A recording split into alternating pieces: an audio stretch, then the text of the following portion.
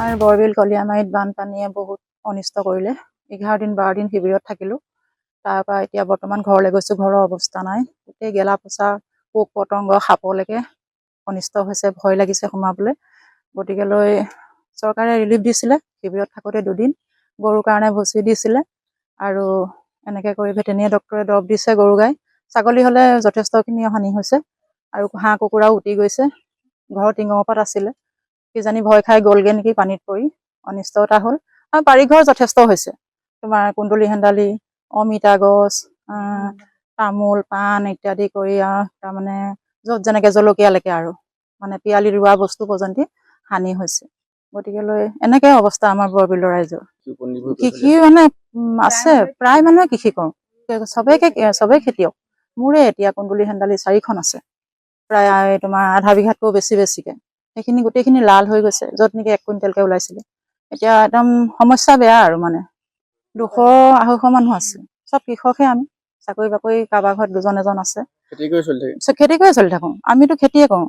ল'ৰা ছোৱালী ডাঙৰ হৈছেহে লাহেকৈ পঢ়া শুনা কৰি তাৰ মাজতে। আমাৰ গাঁওখনৰ নাম খুলীয়ামাৰী, বৰবিল খুলীয়ামাৰী কয়। গাঁৱৰ প্ৰায় 700-800 বিঘামান মাটি মানুহৰ বেয়া হৈছে। এনেকুৱা প্ৰায় চব্জি খেতি হ'ল, ধান খেতি হ'ল, কঠীয়া আৰু মানুহৰ ভঁৰালৰ ধানো বহুতেই বেয়া হৈছে। ৰোৱা ধানো মৰি গৈছে। বাম খেতি মোৰ আছিলে, কেৰেলা আছিলে, তিতা কেৰেলা, ভাত কেৰেলা, তাৰপৰা জলকীয়া, বেঙেনা আৰু তিয়ঁহ, জিকা, পটল, কুন্দুলি এইবোৰ চব খেতি কৰিছিলোঁ মই। চব 12 বিঘামান হ'ব প্ৰায়। চব শেষেই হ'ল, একো নাই এতিয়া। মই শিবিৰত আছিলোঁ।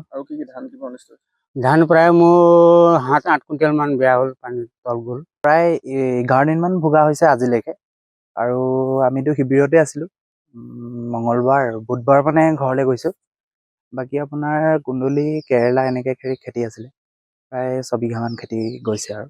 তাৰপৰা বাকী ওচৰৰ ৰাইজৰ ছাগলী এনেকৈ মৰিছে আৰু গৰুও মৰিছে প্ৰায়, অভাৱত পৰি, মানে খোৱাৰ অভাৱ, খাদ্যৰ অভাৱত। সেই তেনেকেই অলপ এই খেতি আৰু। চৰকাৰী সা সুবিধা ৰেচন দিলে 2 দিন, তাৰপিছত চাপৰ দিলে। তাৰ বাহিৰে এতিয়ালৈকে ত্ৰিপাল এখন দিছিলে, তাৰ পৰা আহিছিলে যদিও মানে কাম দিয়া নাই দৰৱে। চকুত আপোনাৰ কিবা চকুৰ পানী ওলায়, তাৰ চকুতে নেদেখা হয়, তেনেকৈ মৰে কিছুমান। ছাগলী কিছুমান তেনেকৈ মৰিলে আৰু। বাকী কিছুমানৰ এই চেৰেলি